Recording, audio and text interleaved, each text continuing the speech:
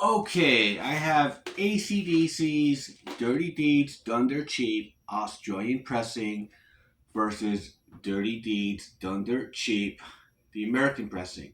Which one is better? Now, before I get into this, please don't forget to hit the like button, comment on this video, share this video, and if you still haven't, please subscribe to this channel and hit the notification bell for updates. Okay, so with that out of the way, I've been doing ACDC videos and Australian pressings versus American pressings. I've done Let There Be Rock and High Voltage, and of course, so now we're here at Dirty Deeds Done Dirt Cheap. And so, track listing, album cover, back covers, the whole 9 yards. Okay, so first of all, each album has 9 tracks. The only difference is that this album will have 2 songs that are not on this album, and this album will have 2 songs that are not released on this album. And the side one on this album has 4 tracks, and side two is 5 tracks. And on this album, it's reverse, so side one will have 5 songs on this album and 4 songs on side two. Now, side one on the American version starts off with Dirty Deeds Done Dirt Cheap, Love at First Love at First Feel, Big Balls, Rocker, and Problem Child. Now, Rocker and Love at First Feel are not on the Australian pressing. These songs, to me, are kind of as compared to the other 2 songs on the Australian album, which are Rock and Peace and Jailbreak. These 2 songs kind of lack the energy and the drive of those songs. They're okay. I feel Rocker is better live on the If You Want Blood, You Got It album, and just like Let There Be Rock. If you've just seen like live footage of them playing Rocker, I think it's a better live song than on the studio. Big Balls is on both albums, of course, but it's on side one here.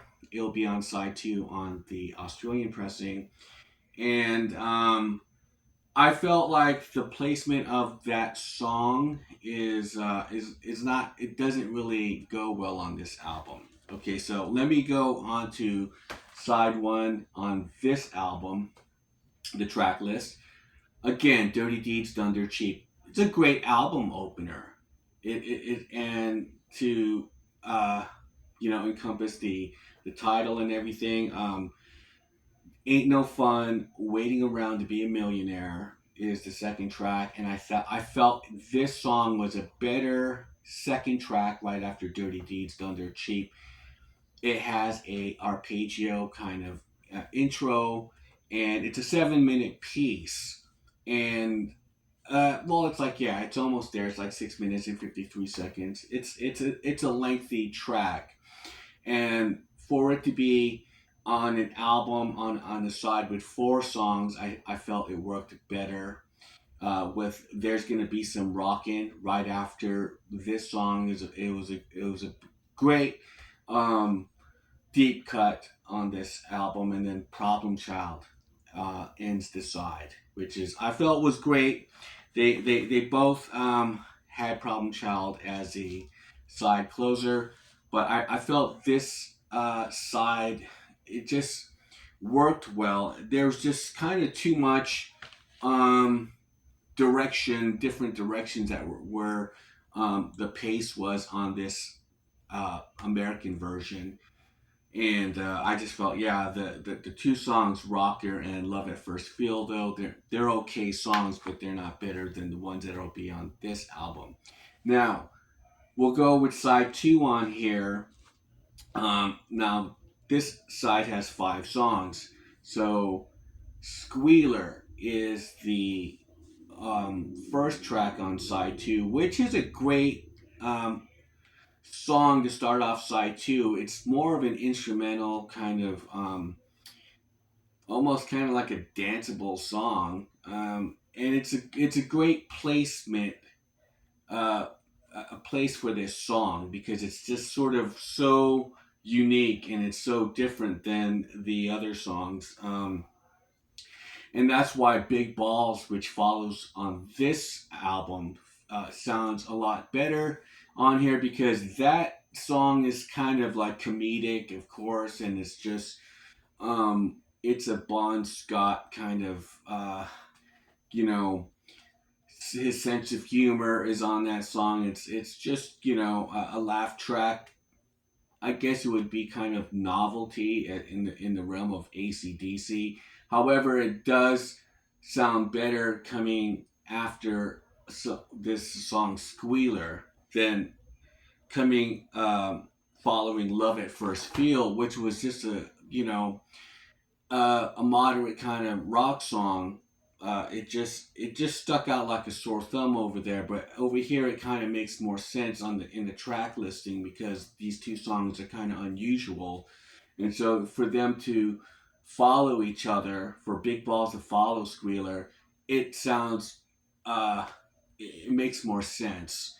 And then it's back to the rock. So which is R.I.P. Rock in Peace, which is a unreleased track, and it's it's a better song, like I said, than Love at First Feel and Rocker. This is the one of the songs that um, are only on this pressing, and then Ride On, which is the song that comes after, and it's to me, it's one of my favorite Bon Scott songs.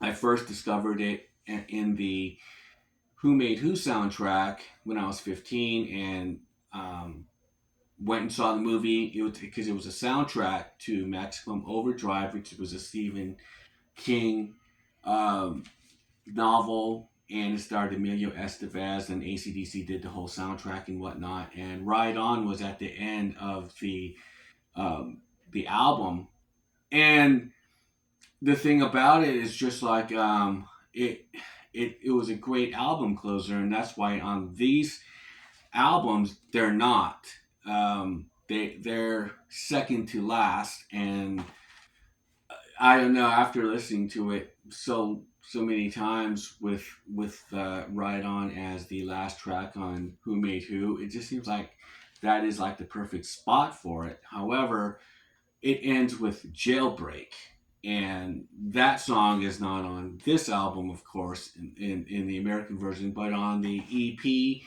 Jailbreak 74, right?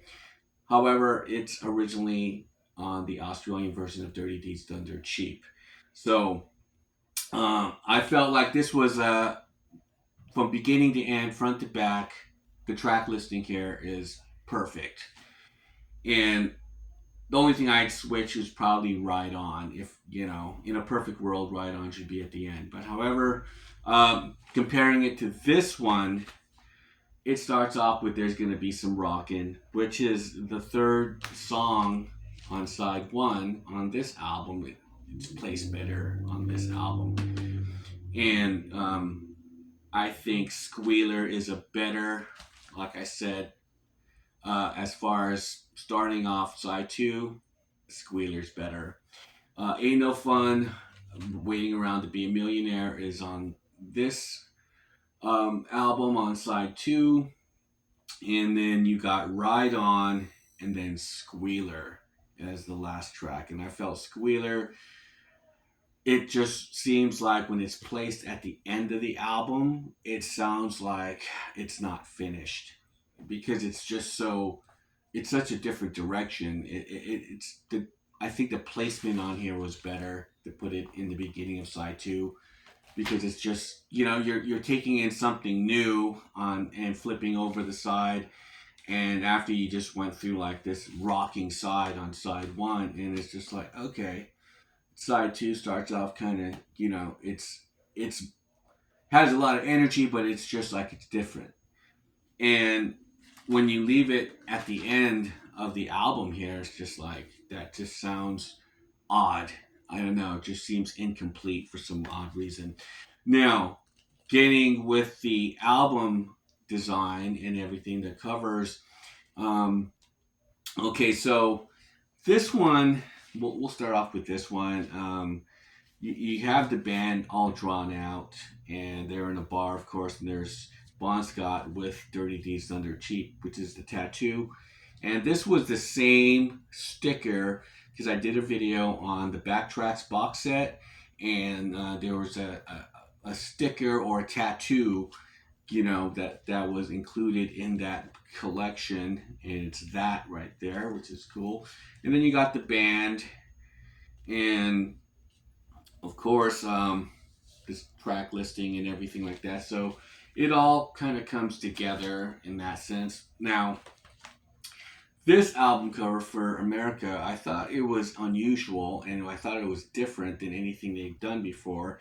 I do like the fact that all these different kinds of people are in the front, and they all come from different walks of life. You got grandma, you got like the biker guy, just the schoolgirl, and they're all kind of shady, and they're all at this motel, and no one's exempt. Everyone is doing some dirty deeds done dirt cheap. So I thought that was really different, really cool compared to the Australian. I think this one is interesting as well. I do like the artwork. They kind of kept it.